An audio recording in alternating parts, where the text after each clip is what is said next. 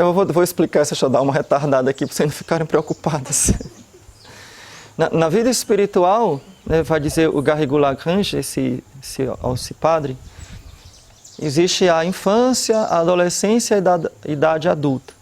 Né? Ele vai usar essa comparação das idades. E aí ele diz, olha, uma criança que não cresce, ela não fica criança, ela se torna o quê? Anão. Então é um defeito, né? É um problema. Diz que espiritualmente a gente pode se tornar anão. Anão espiritual. Caminhou muito, mas ficou com os vícios do passado. Ficou com os defeitos do passado. Então, às vezes, a pessoa tem 50 anos de apostolado da oração, mas é orgulhosa que nem aquela que entrou o ano passado. Entendeu? Continua com os vícios de 50 anos atrás. É um anão. É uma alma retardada. Cuidado, e aqui atenção. Essa aqui eu achei muito importante, eu queria dizer para as senhoras isso. Porque isso aqui realmente é algo importante. Cuidado para não ficar se perguntando a que ponto eu cheguei. Será que eu já estou santo? Não, não faça essa pergunta. Certo? O importante é tomar o caminho de forma decidida. Então, por que eu não devo fazer essa pergunta? Primeiro, porque eu posso cair no orgulho. Eu posso achar que estou. Né? Segundo, porque de fato eu nunca estarei perfeito. Perfeito só Deus. Eu sempre vou precisar crescer. Né?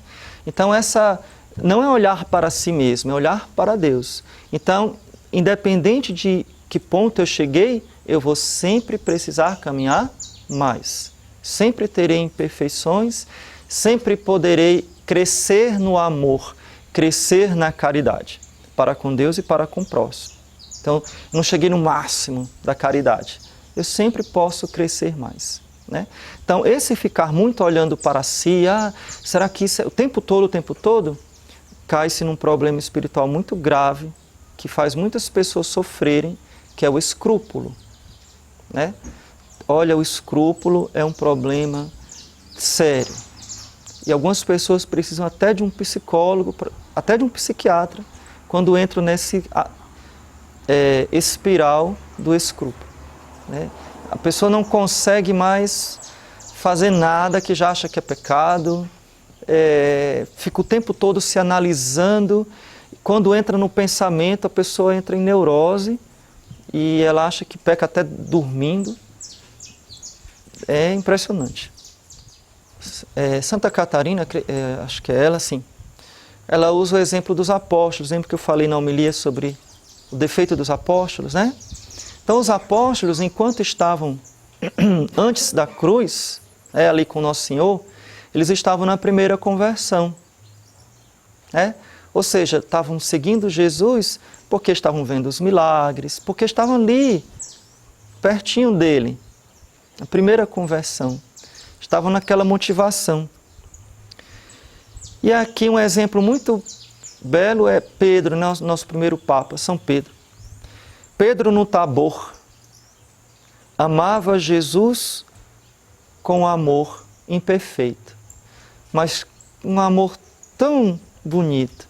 Senhor, é tão bom estarmos aqui, vamos fazer 3 tendas, eu vou fazer 3 tendas, uma para ti, outra para Moisés, outra para Elias. Nem pensou nele mesmo, né? Estava tão gostoso, né? Aquele momento de oração tão bom, vendo a glória de Deus. Mas desceu do Tabor, não passou nem uma semana, veio a última ceia e a traição de Judas. Cadê o Pedro lá de fazer 3 tendas? Apenas veio o tempo da tribulação, toda a sua coragem o abandonou. Aquela coragem todinha, ele fugiu. Pedro não só faltou coragem para sofrer com Jesus, mas renegou-o, jurando nunca vê-lo conhecido. Olha só como ele desceu. Cometeu de novo um pecado, que talvez ele nunca pensasse que fosse cometer. Ele não só negou Jesus. Conhece esse homem? Já foi grave, né? Mas quando a empregada insistiu, Ele jurou que não conhecia. Brigou lá com a empregada. Eu juro, eu nunca vi esse homem. Gritou lá com ela. Aí Jesus olha para ele, né? Nossa, que cena linda. Que cena linda. O olhar de Jesus faz Pedro ter o arrependimento que vai levá-lo à segunda conversão. Para nos levar à perfeição, Deus se afasta da alma, não pela graça, mas pelos sentidos. Deus não se afasta de nós, a graça dele está próxima a nós, né? Está conosco.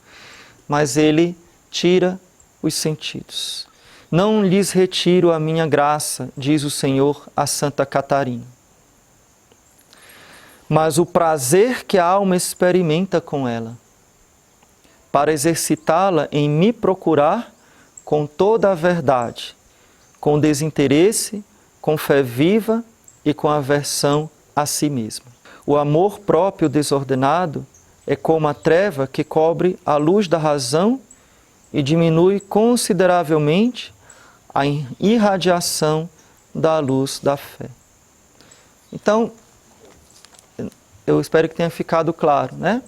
A primeira conversão me leva a amar a Deus acima de todas as coisas. Me leva a amar a Deus acima de mim mesmo.